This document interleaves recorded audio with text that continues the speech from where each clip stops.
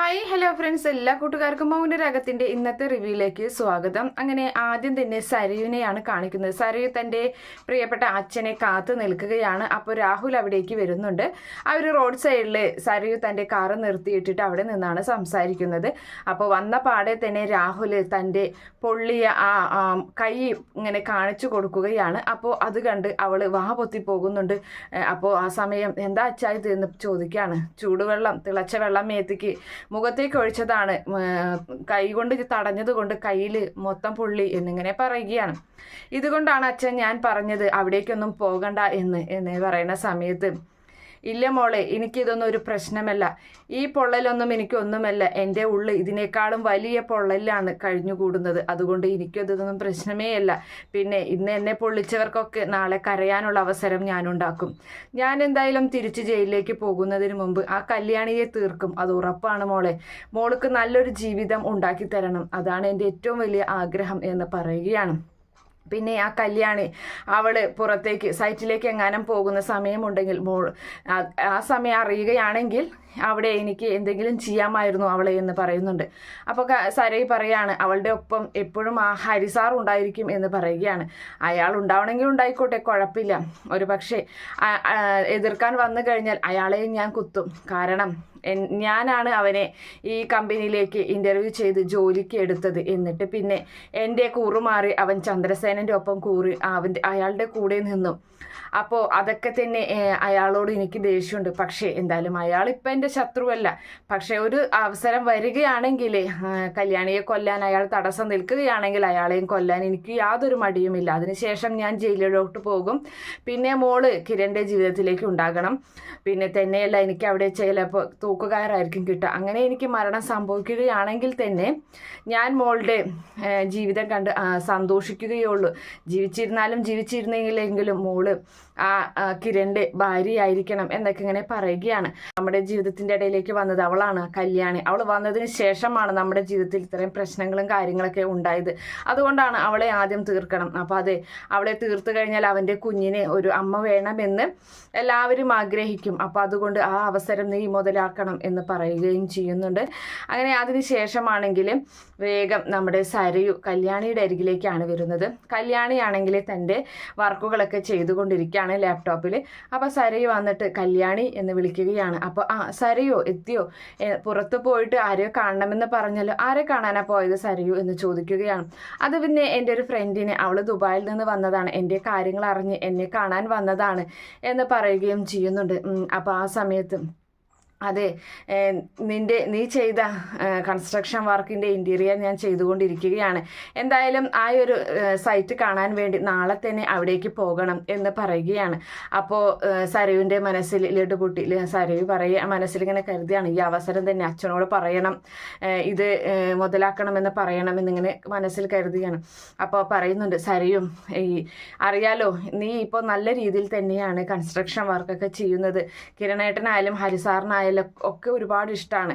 അത് ഞാൻ ചെയ്താലും നല്ലതാണെങ്കിൽ അവർ നല്ലതെന്ന് പറയും. പക്ഷെ അതിലെന്തെങ്കിലും മോശം കണ്ടു കഴിഞ്ഞാൽ അത് മോശം എന്ന് പറയാൻ അവർക്ക് മടിയില്ല. അതുപോലെ തന്നെ സരയുവിൻ്റെ കാര്യത്തിലും മോശം കണ്ടു കഴിഞ്ഞാൽ ഞാൻ മോശമെന്ന് തന്നെ പറയും. ഞാൻ ചെയ്യുന്ന ജോലിയിലും അങ്ങനെ തന്നെ ആയിരിക്കണം സരയു. എൻ്റെ ഭാഗത്ത് തെറ്റുണ്ടെങ്കിൽ, അത് വർക്ക് ചൊവ്വില്ലെങ്കിൽ അത് നിനക്ക് പറയാനുള്ള അവകാശമുണ്ട് എന്ന് പറയുമ്പോൾ സരയു പറയാണ്, അതൊന്നും വേണ്ട. എന്തായാലും ഞാൻ എൻ്റെ കുഞ്ഞിനെയും എന്നെയൊക്കെ നിങ്ങളെ ഔദാര്യത്തിലാണ്, അത് തന്നെ ഒരു വലിയൊരു ഭാഗ്യമാണ് എന്നൊക്കെ ഇങ്ങനെ പറഞ്ഞു നിൽക്കുകയാണ്. അങ്ങനെ ആ സമയം അതിലൊന്നും വലിയ ഇത് കൊടുക്കണ്ട. എന്തായാലും ഈ കമ്പനി ഉയർത്തിക്കൊണ്ട് വന്നത് കിരണേട്ടൻ്റെ അച്ഛനും അമ്മയും കൂടിയിട്ടാണ്. അപ്പോൾ അവൾ സരയു മനസ്സിൽ കരുതിയാണ്, എൻ്റെ അച്ഛൻ്റെ രക്തം ചോര ഒരുപാടുണ്ടടി ഇതിൻ്റെ അകത്ത് എന്നിങ്ങനെ മനസ്സിൽ കരുതുകയാണ്.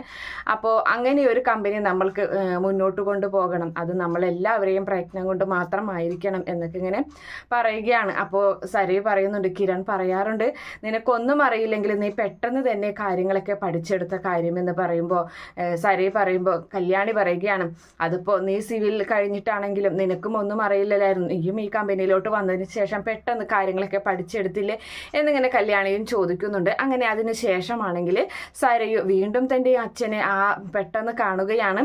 അങ്ങനെ ആ സമയത്ത് ആ സ്ഥലത്ത് വെച്ച് തന്നെയാണ് കാണുന്നത്. അപ്പോൾ സ്ഥലവും നാളെ അവൾ എന്തായാലും രാവിലെ ആ സൈറ്റിലേക്ക് പോകുന്നുണ്ട് അച്ഛ എന്ന് പറയുകയാണ്. ഞാൻ ആ സ്ഥലം ഗൂഗിൾ മാപ്പ് ചെയ്യാത്തത് എൻ്റെ ഫോൺ അങ്ങനെ ചെയ്തു കഴിഞ്ഞാൽ എന്നെ പിടിക്കും അവർ, അതുകൊണ്ടാണ് ഞാൻ സ്ഥലം പറഞ്ഞു തരാമെന്നും പറഞ്ഞിട്ട് കൃത്യമായ സ്ഥലം നമ്മുടെ സരയു രാഹുലിന് പറഞ്ഞു കൊടുക്കുകയാണ്.